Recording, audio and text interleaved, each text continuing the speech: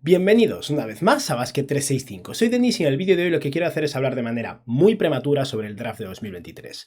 Faltan muchos meses, lo sé, pero el año pasado también, en estas fechas, justo antes de irme de vacaciones a casa de mis padres, básicamente, dejé preparado un vídeo o una serie de vídeos hablando sobre los 10 jugadores que en ese momento, en mi opinión, estaban en el top 10 de cara al draft de 2022 y como, bueno, voy a hacer lo mismo, me voy a pasar la Nochevieja con mi familia, también he decidido hacer lo mismo para dejar este vídeo, que no es de actualidad NBA programado, ¿no? Y obviamente las cosas cambian a lo largo de los meses de cara al draft, pero para que os hagáis una idea, he estado revisando qué 10 jugadores incluí en ese momento en el top 10 del draft de cara a 2022, y de esos 10 jugadores, 6 fueron picks del top 10, uno más fue pick de lotería y los otros 3 fueron picks de segunda ronda, o sea que cayeron drásticamente. Pero basándonos un poco en eso, varios de los jugadores que debería mencionar aquí probablemente vayan a ser picks del top 10 dentro de unos meses también.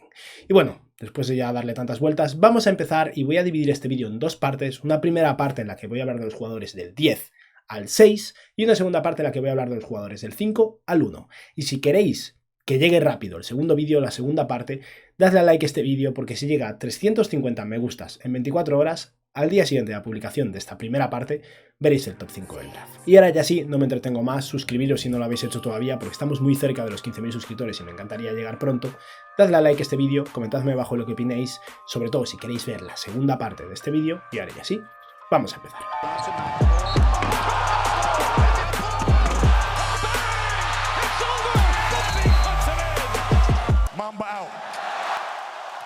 Me imagino que algunos ya estaréis familiarizados con este top 10 más que nada porque estoy subiéndolo también a TikTok, a Instagram, al canal secundario como Shorts, pero claro, ahí estoy haciendo vídeos de un minuto poco sobre cada jugador.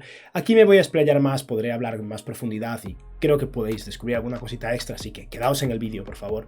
Y nada, con el jugador número 10 del draft nos vamos con alguien que tiene bastantes posibilidades de quedarse en este rango, tal vez caiga al 14, tal vez escale al 8, pero es un jugador que es lo que es, un muy buen atleta, muy buen defensor, incansable además, con un muy buen físico, preparadísimo para la NBA, que tiene algo de potencial tal vez como pasador terciario en ocasiones, aunque no le están dando muchas oportunidades, tiene que mejorar su tiro, tiene bastantes cosas que pulir, pero al final las herramientas están ahí. Y ese es Jarace Walker de la Universidad de Houston, un jugador que está jugando minutos importantes en uno de los mejores programas de la universidad, y es un jugador perfecto para jugar de ala pivot en la NBA actual, con posibilidades de jugar también de small ball 5, porque tiene brazos muy largos, mide 2'03", tiene una envergadura de 2'18", pesa casi 110 kilos de puro músculo y tiene 19 años de edad. Y Jarace Walker es incansable en defensa, además bastante móvil. Obviamente no puedes esperar que defienda con consistencia a escoltas, ¿no? Pero en general hace una muy buena labor, utiliza muy bien su tamaño.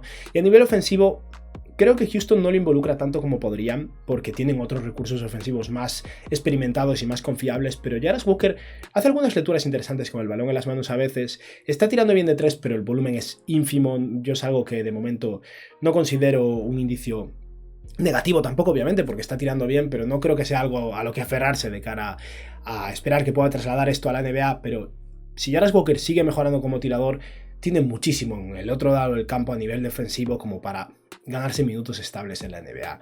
De momento promedia un poco menos de 25 minutos de juego por partido, 9,5 puntos y 6 rebotes, casi 2 asistencias por partido y 1,2 pérdidas. Como decía, esto es algo positivo, un jugador de ala que no suele tener el balón en las manos, con un ratio positivo de asistencias perdidas con 19 años de edad, es interesante. Un robo por partido, casi un tapón también, anota el 51% de sus tiros de 2 y el 40% de sus triples, pero como decía, tampoco le deis mucho peso a esto porque tira muy poco. Aún así, es eso, hay indicios positivos y un jugador con esos atributos físicos, esa capacidad atlética, ese potencial defensivo y esas ganas de trabajar, creo que puede llegar bastante lejos en la NBA.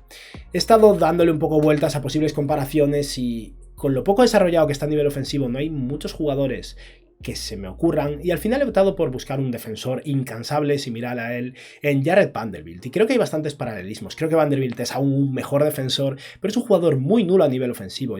Jarace Walker ha demostrado más instinto como pasador, más potencial como tirador, aunque habrá que ver en qué se queda, y en defensa los dos son jugadores versátiles, pequeños para jugar de center, pero que podrían hacerlo, muy fuertes, atléticos, y si Jarace Walker tiene una carrera similar a la de Vanderbilt, es un muy buen top 10 del draft. Llegamos ahora al jugador número 9, y este es un salto bastante radical con respecto al prospecto anterior. Son más intangibles, herramientas y potencial que otra cosa, sobre todo porque estamos hablando del jugador más joven de este draft, con mucha diferencia, un chaval que hasta hace nada tenía 17 años de edad, cumplió creo que 18 de diciembre o algo así, los 18 años, y ese es Gigi Jackson de la Universidad de South Carolina, un jugador que tiene bastantes cosas interesantes de las que hablar. Para empezar, Gigi Jackson era uno de los jugadores rankeados más altos de cara a la próxima generación de jugadores universitarios, pero se saltó un curso y este año, en vez de estar en su último año en el instituto, ha pasado a entrar en la universidad, y originalmente Gigi Jackson estaba comprometido con la Universidad de North Carolina, uno de los programas más potentes, ¿no? Un programa que de hecho llegó a las finales de March Madness el año pasado y ahí perdió. Y después de ese fracaso de Carolina del Norte, bueno, fracaso relativo, llegar a las finales tiene mucho mérito, pero después de todo eso, los jugadores principales del programa se quedaron. Y debido a eso, Gigi Jackson decidió cambiar de equipo porque tenía miedo a que lo taparan jugadores muy veteranos y productivos en la universidad como Caleb Love o Armando Bacot, y al final se fue a South Carolina, un programa cercano obviamente, pero mucho, mucho peor, donde Gigi Jackson es la estrella principal, el jugador que se tira todo, y está un equipo malo, no muy competitivo, pero tiene muchísimas oportunidades de desarrollo. Es un poco la idea de Víctor Wembanyama, ¿no? Se cambió a un equipo peor para tener más volumen en vez de tener más éxito colectivo. Valorad eso como queráis, pero lo cierto es que está haciéndolo bien en el contexto en el que está. Gigi Jackson es un jugador de ala, un ala pivot muy grande, 2.06 de altura, 2.09 de envergadura, eso no es algo que destaque mucho, pero es un muy buen atleta y tiene cosas muy interesantes. Para empezar, es móvil para esa posición de ala pivot y sobre todo sorprendentemente hábil con el balón en las manos. Pone el balón en el suelo mucho más de lo que te esperas para alguien de su tamaño y de su edad, y tiene bastante preferencia por el tiro de media distancia. No es que los esté metiendo demasiado de momento, o sea que no sé hasta qué punto eso es ideal, pero alguien capaz de crear su propio tiro, utilizar su cuerpo, con lo grande que es, y de generar sus propios tiros de media distancia, finalizar cerca del aro, y que está tirando bien de 3, mejor de lo esperado de hecho, y aún por encima con potencial defensivo es muy interesante. Ahora son todo eso. Potencial y herramientas. Habrá que ver en qué se queda de verdad. Pero está siendo productivo, eso es innegable. Ahora mismo con la Universidad de South Carolina promedia 33,6 minutos de juego por partido, casi 17 puntos, 7,4 rebotes y 2,1 rebotes ofensivos. Roba un poco menos de un balón por partido y consigue un tapón por partido también. Es bastante interesante las ayudas, pero eso aún se pierde un poco a nivel de esquema defensivo. Está tirando 4,8 triples por partido y anotando el 36% de ellos. Esto es muy esperanzador. Y solo anota el 44% de sus tiros de 2, que para un jugador con su capacidad atlética es un poco decepcionante, pero es, insisto, muy, muy joven. Sería el jugador más joven del draft de 2023 y eso es algo a tener en cuenta, teniendo en cuenta que está jugando contra gente en general mucho mayor que él, en un equipo que no tiene mucho talento a su alrededor, que no tiene demasiado espaciado y que no le da canastas fáciles en absoluto. En general es un jugador que me gusta mucho, que podría incluso escalar en el draft si sigue jugando bien con la universidad, que podría llegar a ser muy productivo en la NBA y que creo que a nivel defensivo también tiene mucho potencial. No es un jugador extremadamente móvil. He escuchado alguna comparación con Bam Adebayo y me parece una locura. No creo que vaya a ser ese tipo de defensor. Pero con ese tamaño, siendo un buen atleta y con habilidad de creación, he oído también alguna comparación con Pascal Siakam, una vez más me parece ser muy optimistas. Yo me voy a un término medio en Tobias Harris. Tobias Harris es un muy buen jugador en la NBA que pasa bastante desapercibido porque cobra demasiado y eso hace que se le infravalore, pero es productivo, es muy eficiente, no es tan bueno creando sus propios tiros, pero puede hacerlo y sobre todo utilizar muy bien su cuerpo, es muy fuerte y grande. Y a nivel defensivo no es bueno, creo que Gigi Jackson tiene bastante más potencial que él, pero es un jugador relativamente competente en ese lado del campo también. Creo que Gigi Jackson puede ser un mejor defensor que Tobias Harris, pero un jugador similar a nivel ofensivo, capaz de tirar sus tiros en catch and shoot, capaz de aprovechar su ventaja física frente a otros jugadores, capaz de crear un poco sus tiros, pero más un tercer anotador en un equipo que una estrella principal, ni mucho menos. Pasamos ahora al jugador número 8 en mi ranking personal a día de hoy, y este es un jugador que está teniendo flashes espectaculares, pero también tiene bastantes cosas que dan un poco de alarma, ¿no? Y ese jugador es Brandon Miller de la Universidad de Alabama, un jugador con un tamaño de ala ideal, otro jugador de 2.06, de momento estamos todo el tiempo con ala pivots grandes, ¿no? No conocemos su envergadura, parece que tiene brazos largos, pero no he encontrado ningún tipo de medida ni cercana a oficial, así que lo vamos a dejar de momento así hasta que se presente el Draft Combine. Y Brandon Miller es un jugador de primer año en la universidad, también un poco mayor que el resto, dado que tiene 20 años de edad, sigue siendo joven. Competente a nivel atlético, tampoco es un atleta espectacular, pero para su tamaño es bastante adecuado, ¿no? Y un jugador que trabaja en defensa, creo que es el jugador con menos potencial defensivo de los tres que hemos mencionado hasta ahora, pero no creo que vaya a ser malo en ese lado del campo. Pero lo interesante que tiene Brandon Miller es que mide 2.06 y está tirando triples a un nivel espectacular. Ahora mismo la Universidad de Alabama, que es una buena universidad, promedia 34 minutos de juego, más de 19 puntos. El otro día le metió 36 a Gonzaga, eso subió mucho sus promedios, obviamente. Está consiguiendo casi 8 rebotes por partido, 2 asistencias y 2,5 pérdidas. Como pasador todavía tiene mucho que madurar, pero se está tirando 7,2 triples por partido, anota el 44% de esos triples, solo el 39% de sus tiros de 2, ojo con esto, y anota el 83% de sus tiros libres. El hecho de que una vez sale del perímetro y entra en la zona le esté costando tanto anotar es preocupante desde luego, sobre todo porque siendo tan buen tirador debería ser capaz de meter sus tiros de 2 también, pero creo que le está afectando mucho el contacto físico, es delgado para su tamaño y creo que todavía tiene que madurar físicamente. Sea como sea, esto es algo que me hace dudar bastante y me hace no tenerlo más arriba en los rankings porque un tío con su edad tirando 7 triples por partido y anotando un 44% de ellos con ese tamaño y competente en defensa es interesante, eso desde luego. La comparación lógica es Jabari Smith, no se me ocurría ningún jugador más al que compararlo. Michael Porter Jr. es otro ejemplo, pero Michael Porter Jr. tiene tanto talento ofensivo que no creo que sea adecuado esto. Y tanto en el caso de Jabari Smith como de Brandon Miller, ambos son mejores defensores que Michael Porter. A la hora de comparar uno y otro, hay una diferencia sustancial. Brandon Miller no es súper hábil con el balón en las manos, obviamente se nota cuando vemos sus porcentajes de tiro una vez empieza a crear por sí mismo, pero es mejor que Jabari Smith. Jabari Smith era muy nulo en este aspecto. Brandon Miller puede botar el balón 2 veces y no perderla. A nivel defensivo es competente, Jabari Smith es muy superior y creo que era un prospecto mucho mejor con un tiro de 3 aún más limpio, digamos, ¿no? Y creo que eso me hace confiar más en el tiro a largo plazo de Jabari Smith. Pero hay similitudes, los dos son altos, muy buenos tiradores de 3, con problemas para anotar en otros lados del campo, al menos de momento, que tienen que desarrollarse físicamente y los dos son buenos defensores. Creo que Brandon Miller es un prospecto inferior a Jabari Smith, pero cortado del mismo patrón y es un patrón muy interesante siempre. Y ya estamos acabando con esta primera parte de este mock draft. Os recuerdo que si queréis la segunda parte mañana, machaquéis el botón like en este vídeo, si no, la subiré unos días después. Y vamos ahora entonces con el jugador número 7 a día de hoy en mi ranking personal. Este jugador está superando mucho las expectativas, es uno de esos que están escalando a lo largo del año porque me pareció un prospecto interesante de entrada, tenía unas expectativas muy altas en torno a él ya cuando llegó a la Universidad de Arkansas porque es un jugador que venía a ser uno de los mejores jugadores del instituto, pero había varios elementos en su juego que me levantaban dudas y de momento los está disipando. Ese jugador es Anthony Black, un base de 2,1 metros de altura que juega en la Universidad de Arkansas, muy competente a nivel atlético, que tiene una envergadura además espectacular de 2,18, bueno a nivel defensivo, obviamente un buen pasador, juega como base, no está destacando tantísimo como creador de momento, pero porque una de las principales dudas que tenía con Anthony Black era cómo de agresivo iba a ser en la universidad y cómo se iba a trasladar su capacidad ofensiva contra mejores atletas, porque al final creo que se basaba mucho en su altura a la hora de ser productivo contra chavales de instituto.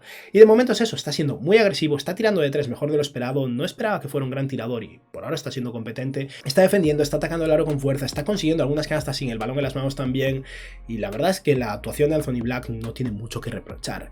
Estamos hablando de un jugador que de momento promedia 33 minutos de juego, 12,6 puntos, casi 5 rebotes, 3,7 asistencias y 2,8 pérdidas, y creo que esto puede mejorar drásticamente. Es un mucho mejor pasador de lo que está demostrando de momento. También consigue 1,8 robos por partido, anota el 58% de sus tiros de 2, compararlo con Brandon Miller a nivel de eficiencia interior.